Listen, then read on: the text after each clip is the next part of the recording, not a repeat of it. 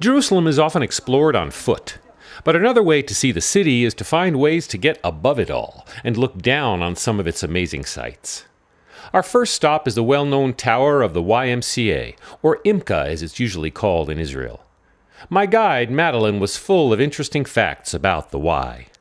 In 1878 you have a YMCA in Jerusalem. Not on this spot, it moved around 3 times before it opened the beautiful landmark building we have in Jerusalem in 1933 under the British. And it was designed by the architect who designed the Empire State Building in New York, Arthur Loomis Harmon. And so if the Empire State was the tallest building in New York, for some time this was the tallest building in Jerusalem. IMCA is known for its vision of coexistence. And inside it has a Jewish-Arab preschool and a hotel and sports center with a mixed staff.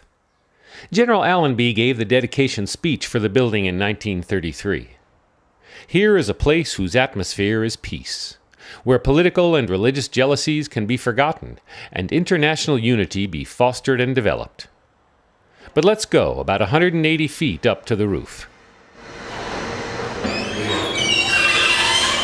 Looking due east across to the Mount of Olives, to the Jewish cemetery, cross over the top of the King David Hotel, and out into Jordan on a clear day. We can also see the white dome of the newly reconstructed Hurva synagogue in the Old City.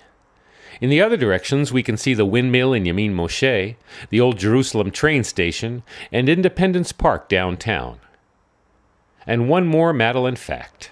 When the King David was built 2 years before the YMCA, it was opened in 1931, it was 2 stories lower. And for the 19 years that Jordan was in control of the Old City, a number of mortar shells were fired from the Old City. They flew over the top of the King David and landed in the YMCA. A short walk to the Old City, and Madeline takes us to the walls there, on top of which one can walk almost completely around the Old City.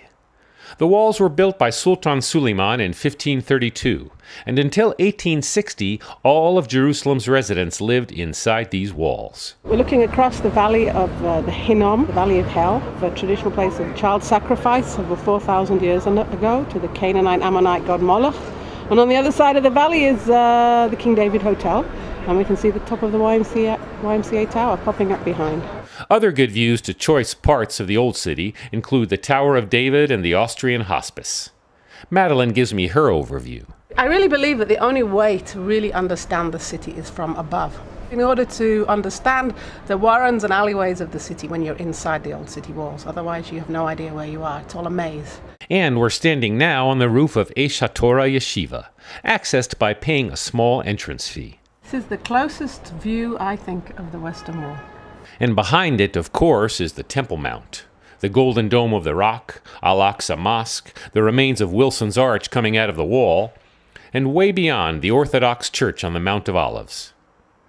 And right below us, still closed to the public below, we can see excavations of one of the main roads through the Old City. This follows the valley, the Tyropean Valley, all the way from Damascus Gate, through the street today, which is known as the Valley. This is the ancient road, and it exits all the way down towards the ancient city of David. There's the remains of 2 ovens, and the road stones themselves.